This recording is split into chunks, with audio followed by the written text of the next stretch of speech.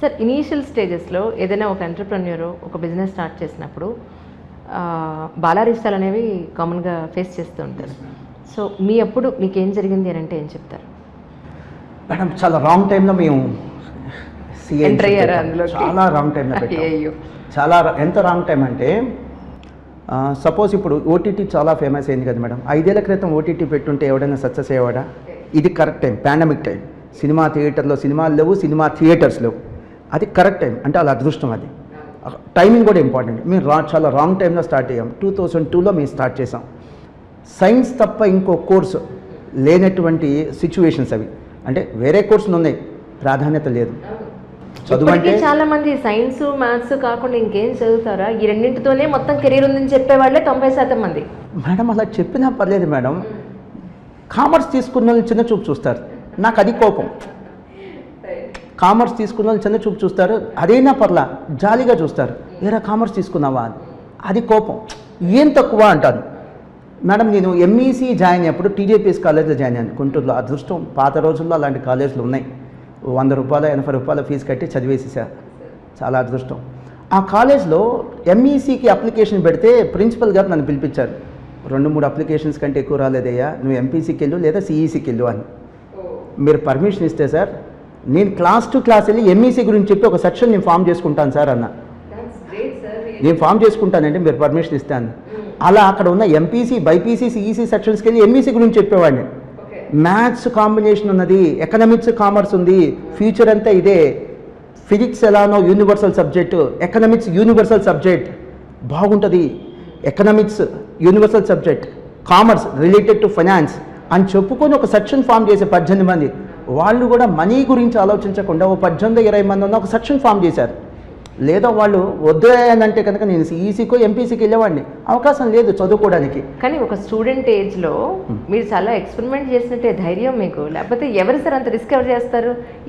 ఈ కోర్స్ గురించి పిల్లల దగ్గరికి వెళ్ళి చెప్పడం సేమ్ ఏజ్ కదా మీది కూడా. అంజలి మేడం నేను నమ్ముతాను, ప్రేమతో చేయలేదు ఇది ఖచ్చితంగా. I'm born for a cause.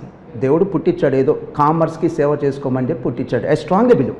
లేకపోతే ఈ కోర్సు మీద ఎంత ఎఫెక్షన్ ఏంటి మాకు, టోటల్ ఫ్యామిలీ అంతా ఈ కోర్స్ కోసం పనిచేయటం ఏంటి, లైఫ్ అంతా ఈ కోర్స్కి పెట్టడం ఏంటి. డెఫినెట్లీ ఏదో జన్మలో ఏదో అనుబంధం ఉన్నట్టుగా ఈ కోర్స్ అయితే మాకు అనుబంధం ఉంది madam. We are born for a cause. Our team, మేమే కాదు మా టీం అంతా కూడా we are born for a cause. దానికోసమే ఈ కోర్సు కోసం, అంటే ఈ కోర్సు కోసమే మేము పుట్టాం అన్నట్టుగానే చేశాం మేడం. సో ఎంఈసీలో కానీ సిఈసీలో కానీ చదవటమే నేరం అనేటువంటి సిచ్యువేషన్లో మేము పెట్టాం. ఎలాంటి సిచ్యువేషన్లో పెట్టామంటే మేడం, అమ్మాయి అయితే బైపీసీ, అబ్బాయి అయితే ఎంపీసీ చదవాలి అనే సిచ్యువేషన్లో మేము పెట్టాం. ఆ రోజులు అలానే ఉండేది మేడం. 20 years బ్యాక్ అలానే ఉంటుంది. వీడు ఎంపీసీకి పనికిరాడు, వీడు బైపీసీకి పనికిరాడు, అయితే ఎంఈసీనో సిఈసీనో పడే అనే రోజుల్లో పెట్టాం. స్టార్వింగ్ అంటారు చూసారా మేడం, ఆకలి అని. అలా అడ్మిషన్స్ కోసం ఇబ్బంది పడ్డ రోజుల్లో పెట్టాం. ఈ రోజున ఎవరైనా మా ఫ్రెండ్స్ సీఏ కోచింగ్ సెంటర్స్ పెడుతున్నామంటే అలా చూసి కొద్దిగా హానెస్ట్లీ చెప్తున్నా, కొద్దిగా జలసీగా ఉంటుంది. రైట్ టైంలో పెడుతున్నారు, ఆపర్చునిటీస్ ఉన్నాయి, స్టూడెంట్స్ ఉన్నారు, అవేర్నెస్ ఉంది, అండ్ మీడియా ఉంది. ఇప్పుడు ఆ రోజులో మేము మాస్టర్ మైండ్స్ పెట్టామన్నా కమ్యూనికేట్ చేయడానికి కూడా మాకు ప్రాపర్ మీడియా లేదు.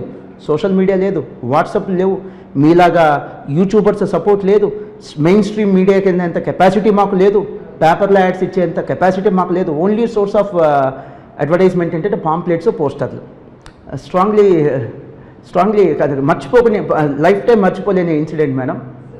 ఇంటర్మీడియట్ ఎగ్జామ్ సెంటర్స్ దగ్గర పాంప్లెట్స్ పంచుతున్నాం. ఇంటర్మీడియట్ నుంచి బయటికి ఎగ్జామ్ రాసి వస్తారు కదా, లీఫ్లెట్స్ పంచుతున్నాం. గుంటూరు హిందూ కాలేజ్, నా లైఫ్లో మర్చిపోలేని ఇన్సిడెంట్. హిందూ కాలేజ్ బయట పాంప్లెట్స్ పంచేవాడు స్కిప్ అయ్యాడు, అక్కడ లేడు.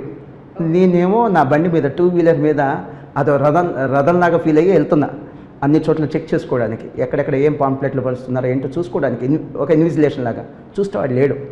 చేతిలో నాకు పాంప్లెట్స్ ఉన్నాయి, నేను నుంచొని పనిచేస్తున్నా. బయటకు ఒక లెక్చరర్ వచ్చాడు, ఆయన నాకు బాగా తెలిసిన ఆయన, కామర్స్ లెక్చరర్. అప్పటికి నేను సీఏ పాస్ అయ్యా, నేను సీఏ క్వాలిఫై అయ్యా.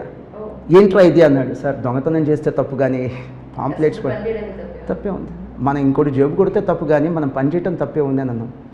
అలా స్టార్ట్ అయింది మేడం ప్రయాణం.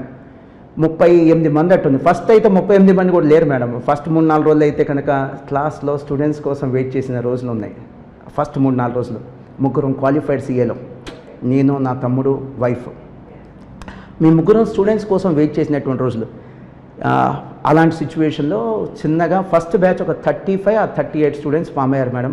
ఈ ఫస్ట్ బ్యాచ్లోనే కొంతమంది మాకు పాఠాలు నేర్పించేశారు. పోస్ట్ డేటెడ్ చెక్స్ ఇచ్చారు.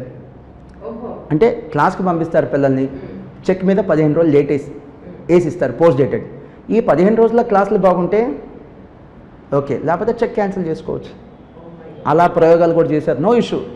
అన్ని చేసినా నేనేమనుకుంటానంటే అరే ముందు అసలు ఇన్స్టిట్యూట్ పెట్టడానికి ఒక ఆపర్చునిటీ ఇచ్చారు, మీ పిల్లల్ని జాయిన్ చేశారు అనేనే ఫీల్ అవుతాను, పాజిటివ్గానే తీసుకుంటాను.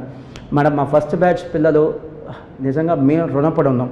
వాళ్ళే కనుక మాకు అవకాశం ఇచ్చి ఉండకపోతే మాస్టర్ మైండ్స్ లేదు, ఏమి లేదు.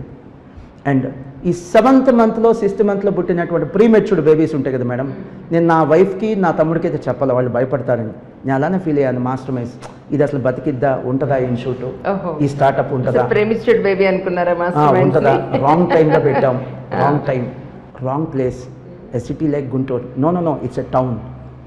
2014లో క్యాపిటల్ అయింది, కానీ అదర్వైజ్ గుంటూరు ఏముంది మేడం, స్మాల్ ప్లేస్. నేను గుంటూరు నథింగ్ అని చెప్పట్లేదు, small place. So wrong time, wrong place, wrong course, అన్నిటికంటే ఇంపార్టెంట్ రాంగ్ కోర్స్. ఇదే కష్టం ఏదైనా స్కూల్లో పెడితే ఫస్ట్ క్లాస్ నుంచి 10th క్లాస్ దాకా అడ్మిషన్స్ వస్తాయి.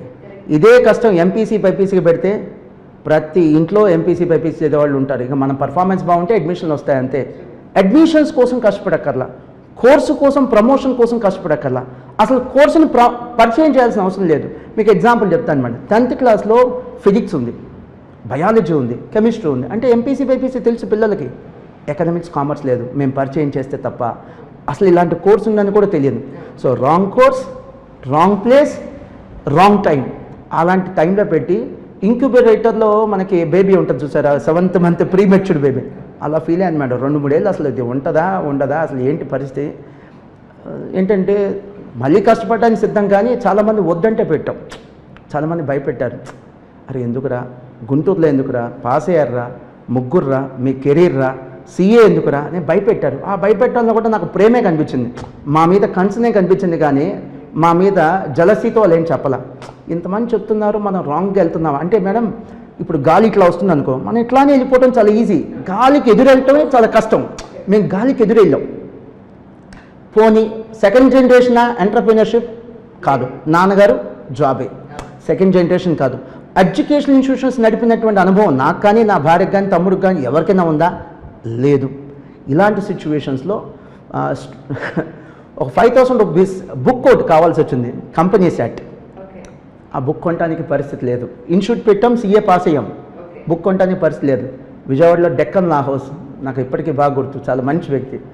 బుక్ ఒకటి కావాలి, అప్పు కావాలి అన్న, అంటే మా క్లాస్కి వచ్చేవాడు పిల్లలకి పుస్తకాలు అమ్మటానికి. బుక్ ఒకటి కావాలి, అప్పు కావాలి, company set, return by Ramayya. Ramayya అంటే ఐఐటి రామయ్య గారు కాదు, అదొక వేరే పుస్తకం. 6,000 5,500 ఉంటుంది మేడం బుక్. నేను చెప్తుంది 2002. కొనడానికి లేదు. అప్పిస్తామా అంటే ఇచ్చాడు. 10 సార్లుగా తీసుకున్నాడు ఇన్స్టాల్మెంట్స్. సో అలా చాలామంది సపోర్ట్ చేశారు మేడం, చాలామంది. ముఖ్యంగా మా అమ్మా నాన్న గురించి చెప్పడం కాదు, మా అత్త మామ గురించి కూడా చెప్పాలి. కెరీర్ ఉంటుందా లేదు తెలియదు, సక్సెస్ అవుతామా లేదు తెలియదు అనే చోట ఇప్పుడు తను సీఏ పాస్ అయింది. నా అంత క్వాలిఫికేషన్ తనకే ఉంది. ఏం కోరుకుంటారు ఏ అత్త మామ అయినా సరే? సేఫ్ కెరీర్ ఉన్నవాళ్ళు, కాస్త డబ్బు ఉన్నవాళ్ళు, లేదా కెరీర్ బాగున్న వాళ్ళు, లేదా ఫ్యూచర్లో ప్రాస్పెక్ట్స్ ఉన్నటువంటి కెరీర్, అలాంటి వాళ్ళనే కోరుకుంటారు కదా అమ్మాయిని ఇచ్చేప్పుడు. వాళ్ళు అవేం కోరుకోలా, ఇబ్బందులు పడుతున్నా కూడా వాళ్ళు మనసులో అనుకున్నారో నాకు తెలియదు, కానీ ఎప్పుడైతే మాత్రం మమ్మల్ని నిరుత్సాహపరచలా, భయపెట్టలా. మా చుట్టుపక్కల వాళ్ళు భయపెట్టారు, కానీ మా అమ్మ నాన్న భయపెట్టలా, వీళ్ళు భయపెట్టలా. ఇంకా మా నాన్న అనేవాడు, పర్లేదురా ఇంకా నేను 10-15 ఏళ్ళు కష్టపడగలను, మీరు సంపాదన లేకపోతే నేను మంత్లీ మీకు ఇంత ఇస్తాను. పాస్ అయ్యి మ్యారేజ్ అయ్యి అయిన తర్వాత కూడా ఆయన ఇస్తాననేవాడు. మా ఫస్ట్ ఇయర్ కలెక్షన్స్ మేడం, నాకు గుర్తులేదు ఎగ్జాక్ట్లీ, 20 years బ్యాక్, సుమారుగా 5 lakhs ఉంటుంటుంది. కలెక్షన్స్ నేను చెప్తుంది, ప్రాఫిట్స్ కాదు. కలెక్షన్స్లో నుంచి ఎక్స్పెన్సెస్ తీసేస్తే ప్రాఫిట్స్. అసలు ఎంత మీగర్ అమౌంటో. ఆఫీస్ బాయ్ మేమే, కంప్యూటర్ ఆపరేటర్ మేమే, జిరాక్స్ ఆపరేటర్ మేమే, క్లాసెస్ మేమే, స్వీపర్స్ మేమే, అడ్మినిస్ట్రేటర్స్ మేమే, క్యాషియర్ కూడా మేమే. ఇంకొక స్టాఫ్ని పెట్టుకోవాలంటే లేదు అక్కడ ఇన్కమ్. ఎలా అంటే సింపుల్గా చెప్తాను, షట్టర్ ఉంటుంది మాకు, మేము షాప్స్ అద్దెకి తీసుకున్నాం 2. ఒక షాప్ ఏమో క్లాస్, ఒక షాప్ ఏమో ఆఫీస్. షటర్ ఇట్లా వేయటం, మొత్తం క్లీన్ చేయటం, పిల్లలు రాగానే షటర్ ఓపెన్ చేయటం, షర్ట్ మార్చుకోవడం, క్లాస్ చెప్పడం. Yes, honestly I swear. నేను మళ్ళీ చెప్తున్నా, నమ్మాలా లేదా మీ ఇష్టం, చెప్పడం నా బాధ్యత. ఐ కాంట్ డిమాండ్ యూ నమ్మండి అని. బట్ ఇది జరిగింది.